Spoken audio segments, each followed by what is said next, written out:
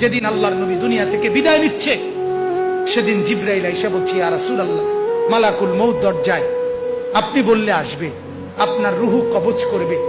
আল্লাহর নবী বলেন, আল্লাহকে জিজ্ঞেস করো জিবরাইল, আমি যদি আমার আল্লাহর কাছে যাই, আমার উম্মতের সাথে আমার আল্লাহ কি আচরণ করবেন, ওটা বলো, তারপরে আমি যাব।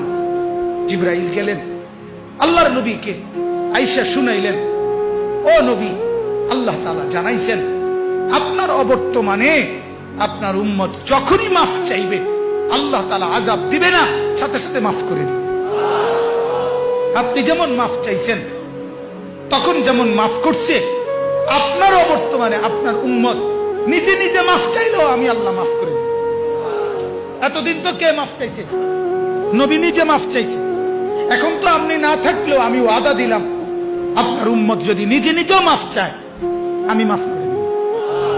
নবী বললেন, তাহলে জিবরাইল, মালাকুল মউতকে বলো আমার জান কবজ করতে। তাহলে সারাটা জীবন তিনি ভাবলেন উম্মতের কথা।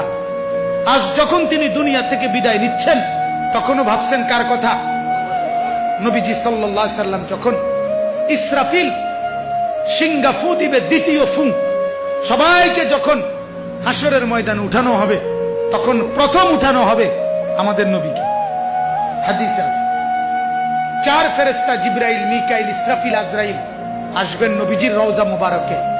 এসে সবার পক্ষ থেকে জিবরাইল ডাক দিবে, ইয়া রাসূলুল্লাহ, হাসরের ময়দানে যাওয়ার জন্য আপনি কবর থেকে ওঠেন।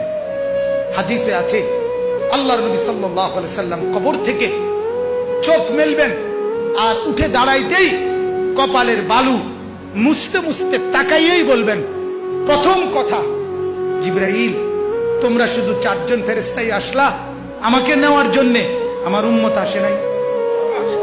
আমার উম্মত কোথায়? আমার উম্মতের হালাত কি? আমার উম্মত কি আমার বর্তমানে জাহান্নামে চলে গেল নাকি? জিবরাইল তখন বলবেন, হায় ইয়া রাসূলুল্লাহ, আজও ভুললেন না, আজও ভুললেন না, আজও সেই উম্মত উম্মত।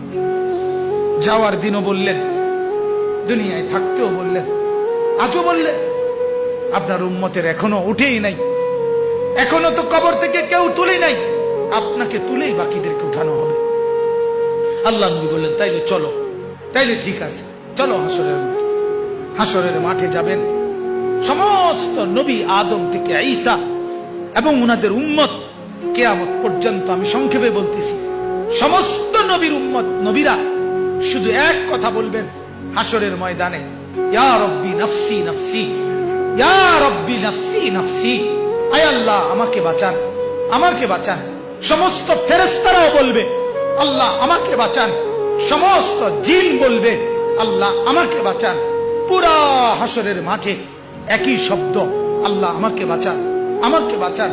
সবাই শুনবে, কে যেন একজন শুধু আছে, কোন এক জায়গা থেকে শোনা যাইতেছে, কে যেন একজন বলতেছে, ইয়া রব্বি উম্মতি উম্মতি, আয় আল্লাহ আমার উম্মতকে বাঁচান, আমার উম্মতকে।